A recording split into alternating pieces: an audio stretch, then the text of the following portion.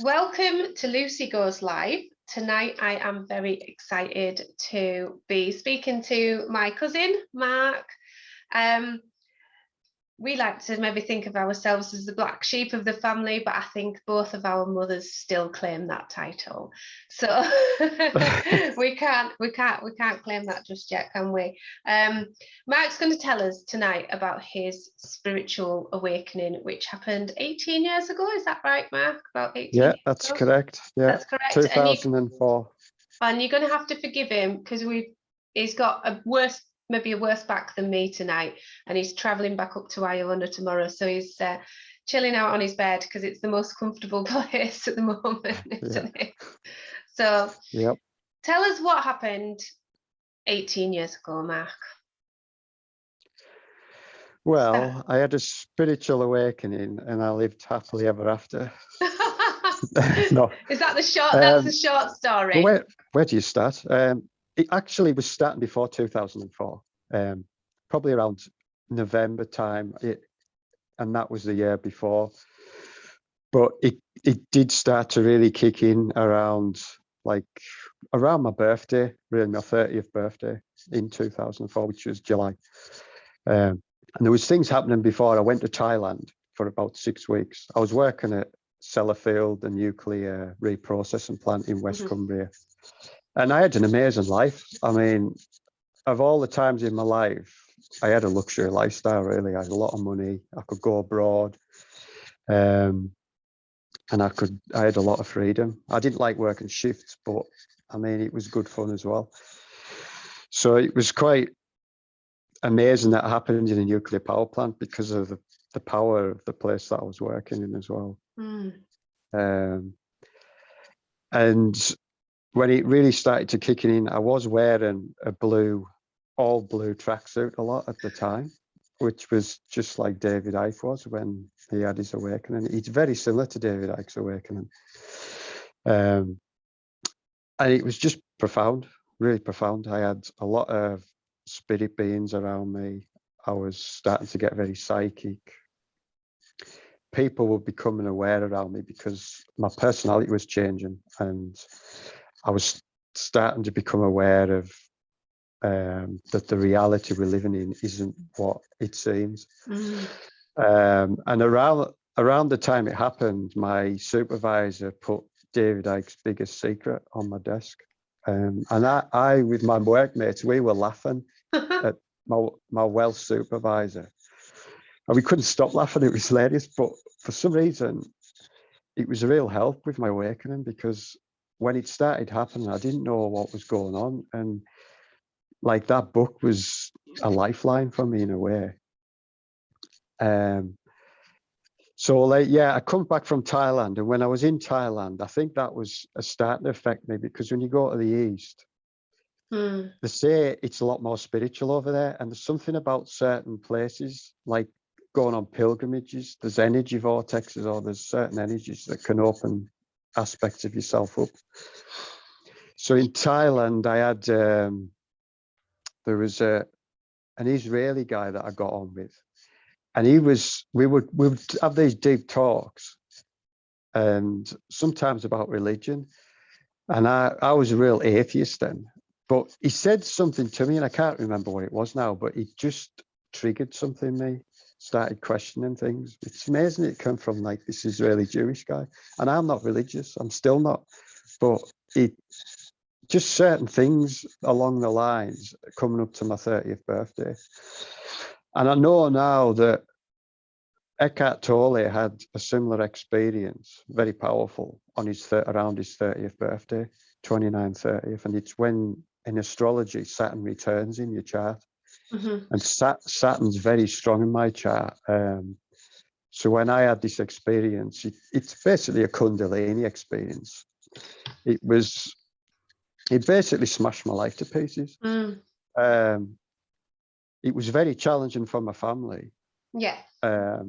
At the time, I mean, I had to see a psychiatrist around the time it really kicked off, because at work they were getting concerned for me. I lost a lot of weight, and it wasn't from food, just the energy that was running through me. I was eating fine. But But understandably, my work colleagues were worried about me. My mum and dad were. And I was very close to being sectioned in a mental ward. And I think, to be fair to my mum and dad, because of what happened, she's classed as bipolar. Just a second there, because when you said that, we just went really, there was a bit of interference. Yeah. So can you just repeat that, please? Yeah, so my mother, she had experiences where she was classed as being in mania. I personally feel they're spiritual experiences. It's well known in like Aboriginal cultures to talk about. I actually like being in places where people are like that because it's quite profound. But unfortunately, in the Western world, we're so in dissonance to nature that some people have these experiences and they can't deal with it. So you have to do something about it because it can be dangerous to themselves. Yeah, yeah. And when you're in these experiences, you want to be free. So if you have an unhealthy relationship with authority, that authority can come down on you. So around that time, I had to, someone actually came to the house just to interview me, but I was so in an enlightened state. I had beings around me that I was being looked after and I knew what to say. I had to actually see a psychiatrist in Egremont, where I live. And I remember he asked us, he said, your dad says you're reading David Icke's books. And he says, what do you think? And I said, well, let's see what happens. Now, I'd love to talk to him now because virtually everything in his book's coming true. So, and not only that, he asked me about my weight. And he said, are you concerned about your weight? And I said, yes, I am. So I was actually working with them. And I wasn't like, I'm okay or leave me alone. I just knew I had to work with them. And it was around that time that I actually I ended up living with my brother in Carlisle. He'd just moved to Carlisle. There's synchronicities that were happening were quite amazing. Because it just wasn't practical for me to be with my mum and dad because, I mean, it wasn't great for them. It must have been a very challenging experience, and I would say they were concerned. But when I went through there, I had to come back and I had to go into this mental ward, and they locked the door behind me just for an interview. And that was a big fear I had to face because I thought, because of what had happened to my mum, they would section me. Yeah, yeah. So I went through some big fears with this, but because this light inside me was shining so bright, it was like I've been in a vortex. That there was fear there, I could feel it, but it wasn't affecting me. And I was in a bliss state, but everyone around me, it was like panic mode. So I was great. And this lasted for about 3 months. It must have been over that, especially around, I think, end of July, August, September and October. It was like being on LSD. Yeah. I've done that once in my life, but LSD was like unnatural and it was like coffee, like a huge caffeine kick. Yeah. This was very natural and it was beautiful. I mean, it was so beautiful. And there's no kind of, I would say, come down from that. It's not a nasty experience. No, you don't. Okay. No. But eventually that did happen because I had this experience for about 3 months, but then things started to surface from my past lives and ancestral stuff, things connected to my family as well. And I've had to work through that right through this whole process. And it's been brutal, like really brutal what I've gone through. So I wouldn't recommend it to anyone what I've gone through. There's been beautiful moments, but most of it has been very challenging. When you talk about those beings, like, could you see them with your eyes open? Because I'm kind of used to seeing in meditative states, meditation, but could you see them as if you could see me now? I could see things in my mind's eye, not like physical, but I'm far more feeling, so I feel the presence. You feel a presence, yeah. And I got confirmation from other people because I was in a spiritual group where I used to do yoga in a town called Whitehaven. And there was women saying, one woman said they'd seen 7 beings around me when I was there. And there was another woman who was quite frightened because she'd seen 2 8-foot reptilian beings behind me once. Wow. But I have a strong connection with reptilian beings, but they're on the good side. This is the problem with this, that people think reptilian just think it's bad. They're very powerful, and I've had experiences with these beings called Sobek, which are from like the Egyptian times, which they're like crocodile-headed beings. I've heard Graham Hancock has said he had an experience with one of them when he was on ayahuasca, and he got really frightened. Yeah. I wasn't frightened. I wasn't frightened with them. And I think I just felt good. I've been near spirits sometimes that are not good, and I just know, and I usually tell them where to go. Yeah, but, that's the best thing to do. You know, because they tempt you. There is beings out there that are not that. I call them dissonant. They're just dissonant forms of dissonance. And then you've got these harmonic beings, and you can feel so good in their presence. And I think that's the thing we're at here. I think if you keep your body clean and healthy and you look after yourself, you don't attract these dark entities the same. No. They seem to be attracted around people who are addicted, especially alcohol and drugs. Yeah. I could relay some experiences, but I won't on here about that, about my experience with that. Definitely, they just seem to sort of feed off that, these negative entities, and they seem to attach themselves onto somebody with addiction problems as well. So it's I mean that's something I'm totally down with. But sorry, carry on. And I feel my saving grace when I had this was I was very healthy. I was doing a lot of cycle racing at the time, and I didn't take stimulants at the time. I wasn't drinking much. I was never a big drinker anyways. And I didn't do coffee or any kind of stimulant. And I think that helped, because when you get in these high vibrational states, then I think these strong stimulants, they can tip you over the edge because you're quite high. Yeah. So, I mean, that's why in bipolar, the dissonant side of it, they call you in mania. Yeah. And I've been in the presence of not just my mum when she was like that, but people when I was on Iona. And it's very draining because they just suck all the energy out of the room or wherever you are. So, I've had a lot of experiences that have helped me understand all this. So what have you done with this then, with this information as well? Because you do some work with like Ley Lines, that's right, isn't it? The trees. Yeah. Well, when this first happened, I had like David, I had a massive download. So it was either a download or it come out of me. I don't know. It's maybe your soul just opens up.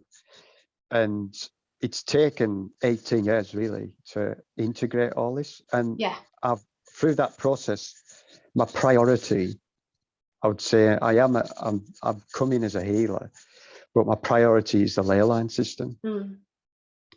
And it started when, after that, around that 3 months when I had my awakening, I moved to my brother's, but I was in a spiritual group in Carlisle. And the woman who run the group was called Norma.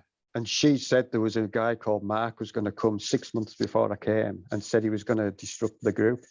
Well, I ended up disbanding the whole group. But through that group, I met Angela, who, as you know, I ended up marrying. Yeah. And I spent 4 years with her. And like a lot of my relationships, they were connected to my own spiritual path. And Angela, she was an amazing healer. She did bone therapy, kinesiology. Right, I mean, she did so many different, and I got worked on all the time. Plus, she was a very strong person. So she guided me to the places I needed to go. So we went to Egypt and just so many different places. And because she was such a powerful healer, and she had a lot of spiritual friends on the other side as well, that together we were quite a powerful partnership at the time. I remember that. She was actually the one who took me to Iona first. That's how I found out about it. That's amazing. But with her, that's how I started this path of doing things on the ley line system. Because what I know now is the forces that have been controlling the planet in an unhealthy or dissonant way, they control the ley line grid. That's the key. They control the ley and lines. that's why you find a lot of they control it. They're manipulating the ley line system for their own gains.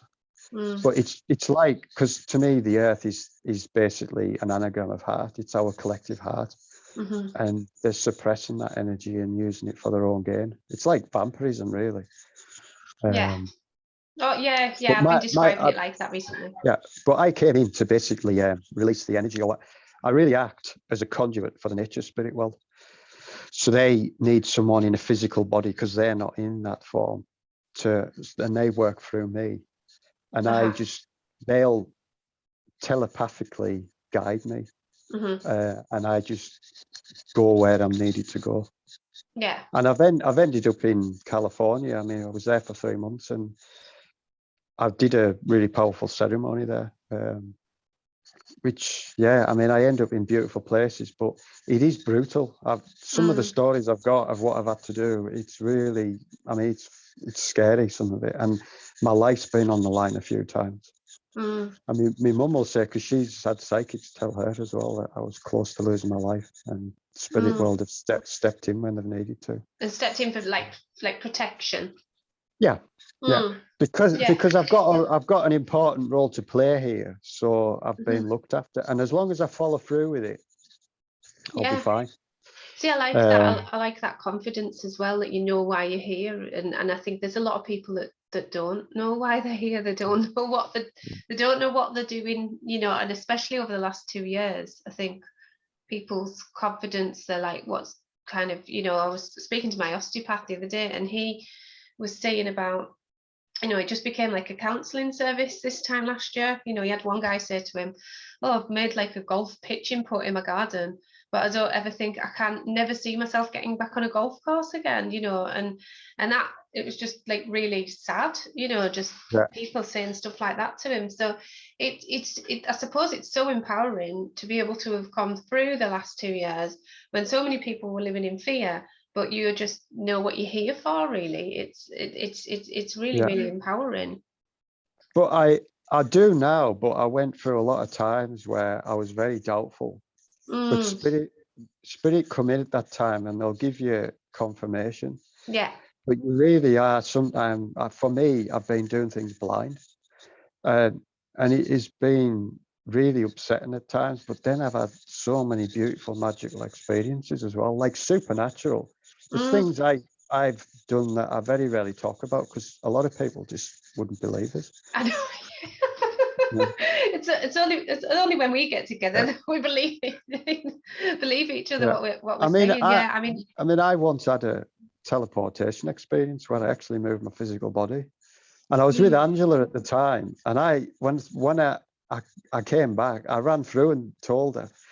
I don't know if she was envious but it was just the most amazing experience. And I teleported to where I used to work at Sellafield, but I got scared, so I flipped back. And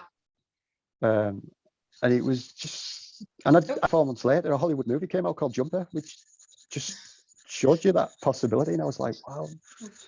So just have an experience, and and I feel that is the dimensions we're going to be 100% telepathic communication. And just 1 second, Mark. But every time you say something that I think is going to be important, we keep getting interrupted. Ooh,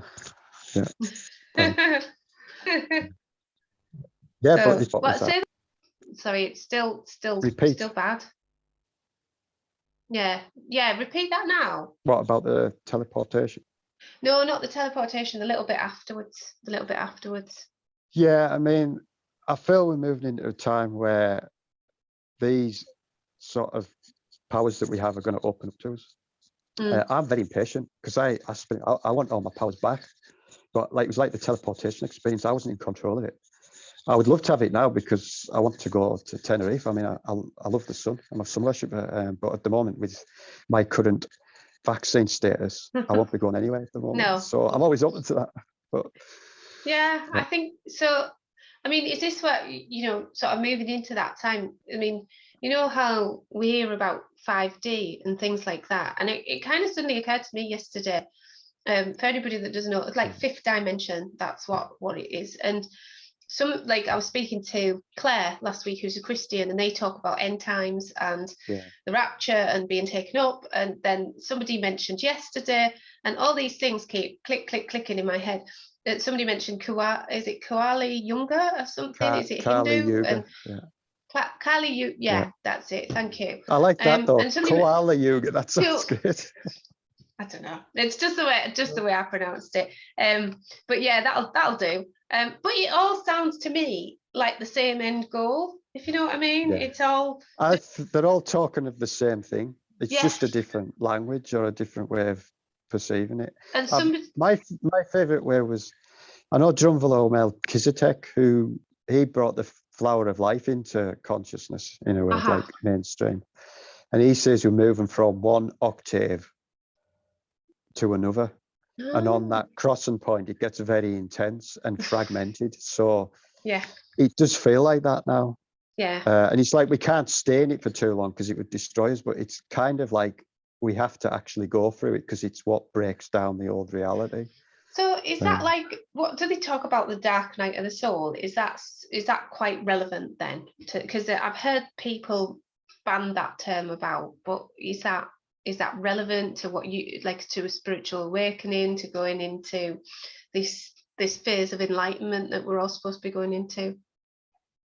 Yeah, I mean, when I had my awakening, it was really beautiful to start off with. Then I went into the dark night of the soul, which is a bit cruel, like. It's a bit unfair. But it's kind of like the wisdom I have now has come from all of the brutal experiences I've had. And I have this really deep knowing of like occult knowledge, but it's very simplistic. And I've heard David Icke say this, that the more you become aware, the more simplistic it is. Because like we train to think the more you know, the more complicated it is, but it's just the opposite. It is, it's so in your face. It's And it's really, I mean, this is the first time I've actually talked about this online.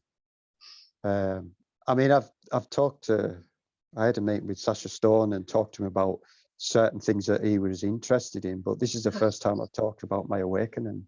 And maybe this is the time that I can start expressing myself, because it was only when Telegram came online that I actually started opening up and talking about all the knowledge I have. I mean, since the summer solstice, I've been basically writing down and talking about things that I know, especially about Cumbria and the British Isles, and how very important it is in this change that we're about to go through.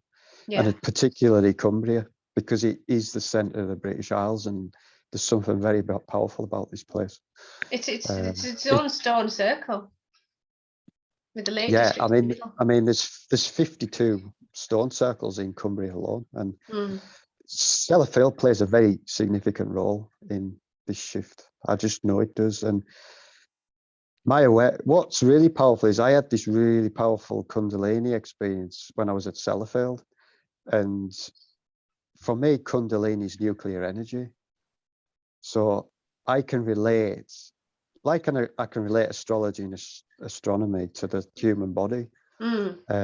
And that's been a big part of my path, other than the Ley Line system, is about astrology and astronomy. And really in a way that is not that well known. I mean, I would say all the astrological systems are in dissonance. They're just different forms of dissonance, some more than others. The Vedic system's closer to the truth than more than the others, but it's still out of alignment. And that's where I went through a lot of my really brutal experiences, was coming to the awareness of this. Because I've had to live very simple life in very isolated places, very powerful places. And it's like beings have been, especially these reptilian beings have been really giving me a lot of awareness on this, which I'm really grateful for. I really appreciate the guidance I've been given, because when I first got into astrology, I wanted to start doing it as like doing readings, but I'm so glad I didn't, because from what I know now, I'd have just been giving out disinformation. And I feel what it is, I've got Saturn strong in my chart, and Saturn's a very powerful teacher, but it's very, very challenging, and it holds you back. So I've had to go through like 18 years before I can actually even go public on things. Yeah. Which is, it's actually kept me undercover, because a lot of what I've done, I've needed to be in the shadows, basically. Yeah. And I think there's a lot of good things happening that are going on in the shadows. And it just has to be that way until now. I honestly think it's going to open up a lot. This year's going to be like, I'm saying so. It's 2022 is going to be mandatory red pill moment.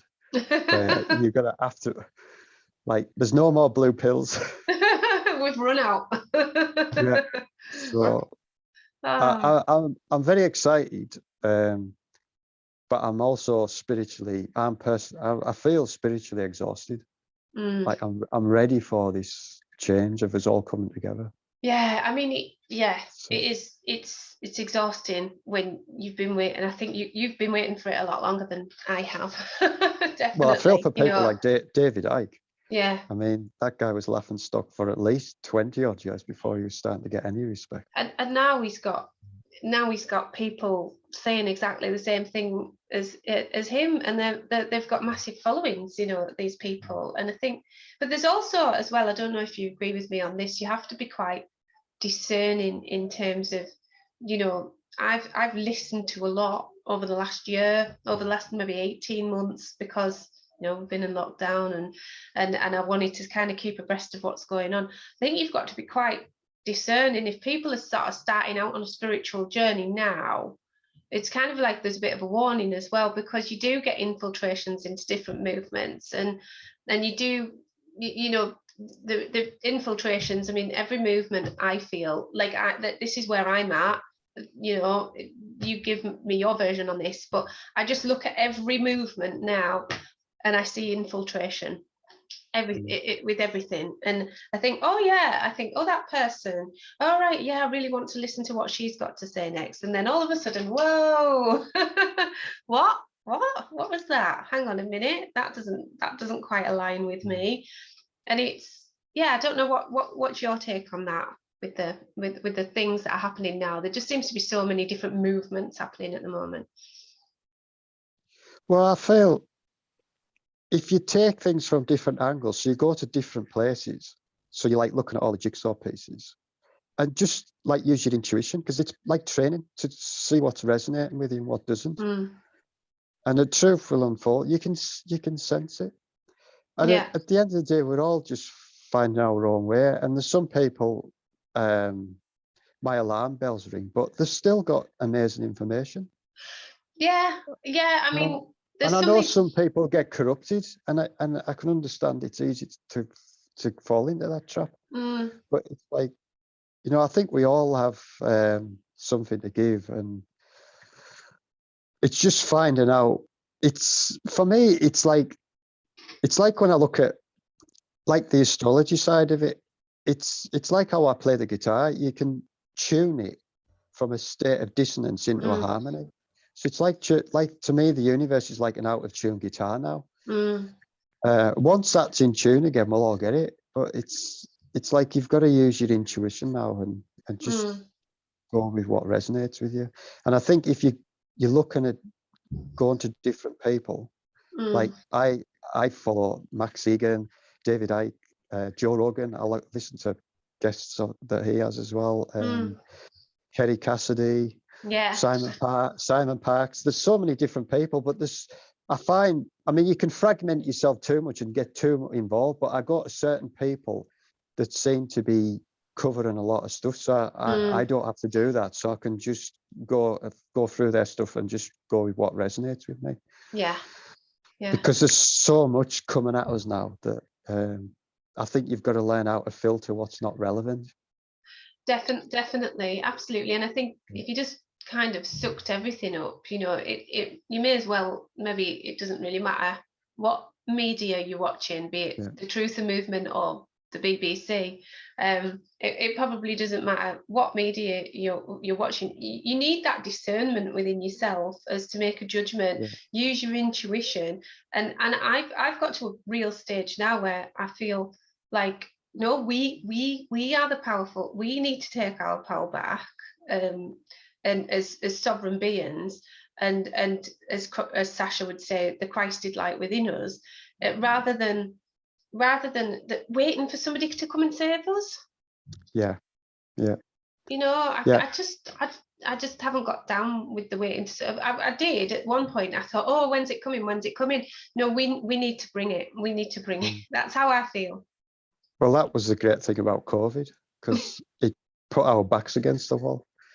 I mean, I've been proactive since I had my awakening, so that's just been my path. And I think genuinely, if you have that desire and passion, it'll unfold for you. It cannot not. But it's good to also tap into what's going on. I like to keep abreast of everyone, just to see where everyone's at. Yeah. Because to me, that's part of the process. So I'm doing what I need to do. But I also connect with everyone else, because you get a feel of where we're all at. You need to get a feel of where things are at this present moment in time. Yeah, I totally agree with you on that. So if somebody was going through this now, or they think they're going through what you've been through, and so for some people I think it happens quite gradually, but some people it can go boom in your face. And if they're dealing with what you were dealing with 18 years ago, what would you say to them? What would your advice be?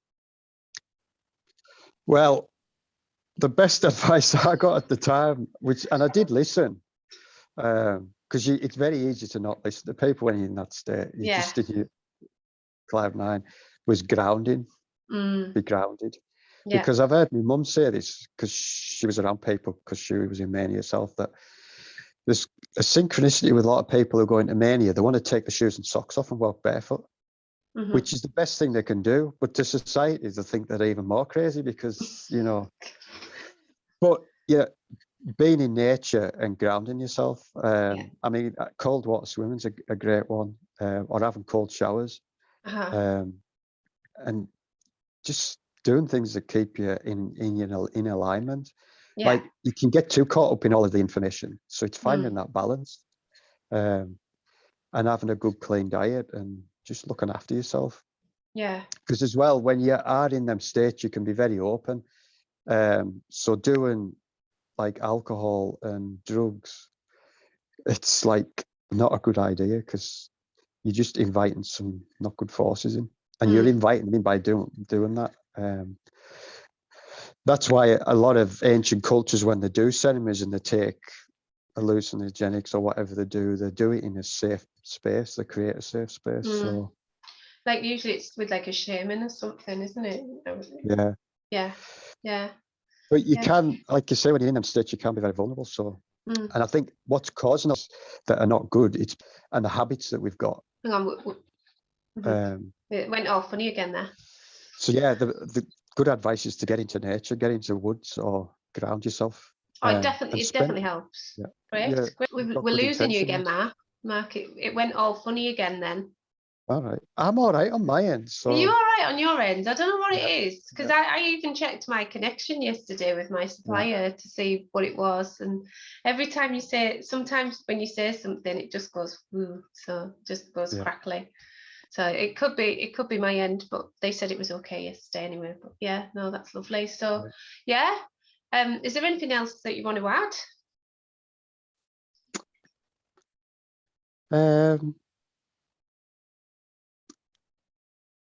Well, if anyone's interested I've got like 18 years of awareness that's come through me, and it's basically on my Telegram channel now.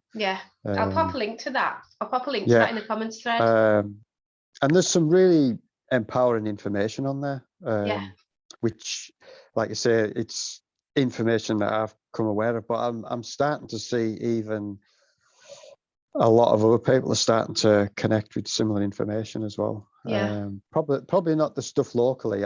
There's the stuff on Cumbria is quite amazing there. Like especially St. Bees. Oh, right. I love it there. Yeah. Yeah. I've got information on there connected to a body that was dug up called the St. Bees man, who was 700-year-old. And Wow. he still had live blood in him, and he was buried in a lead coffin with beeswax.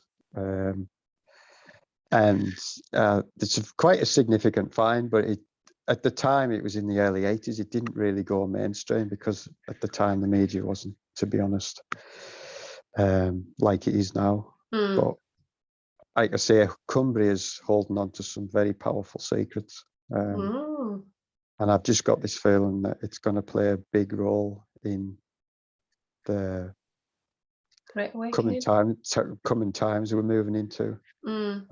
I think I'm sure I heard, I can't remember what it was, but there's 2 Buddhist centres, isn't there? There's one in the north of Cumbria called Sammy Ling, and there's the Manjushri Centre. Yeah, Sammy Ling. I've heard some high lama or some. I've heard that they were put there for a reason, and the information came that they knew that it was going to become a big communication centre in this shift. Right. The Queen has a big part to play in this. And anyways, I've got information on my Telegram channel. Yeah, we don't want to spike the algorithm again, do we? No. But now's the time. Obviously, now's the time that I can talk.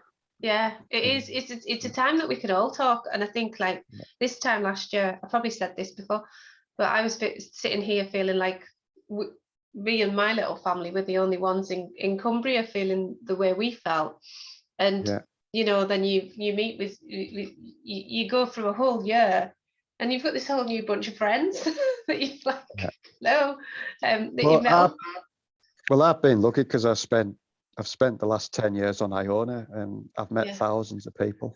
And sometimes you can be in a bubble because you come off the island and you hit reality again, because the place where I was, it attracted these kind of people and spiritual people. And that was an accelerated education for me, just dealing with all these different spiritualities as well.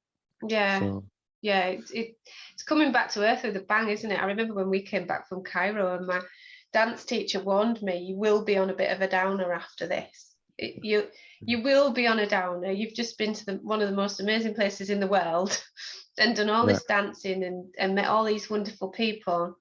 And I actually felt that as well when I just went to a spiritual camp years ago when we were at uni, with my mum and some friends from uni, and it was just we had to go and get some milk from Tesco, and we went just walking around Tesco going, what is this? Like, we don't like this. Take us home. Take us back to the camp. It's just weird being in the normal world again. Because it's like it's like you're in a different dimension, and you've got to master being in that different. It's really tough sometimes. Yeah, it's hard. But as well, sometimes when you're coming down into lower frequencies, it's grounding, and you need that sometimes just to get yourself back into balance. So well, I suppose we do live on Mother Earth, don't we? We live here, so we need to be here and be present and ground. But it's nice to be able to sort of journey and take yourself off as and when you want to, especially now at the minute when you can hardly go anywhere. But no, that's great.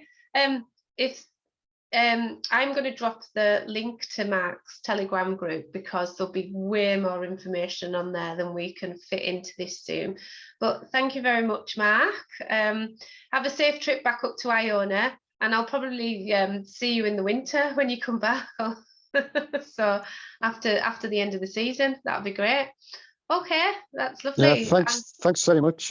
Appreciate it, and good luck with the rest of your YouTube channel. Thank you. Thanks, Marc. Yeah.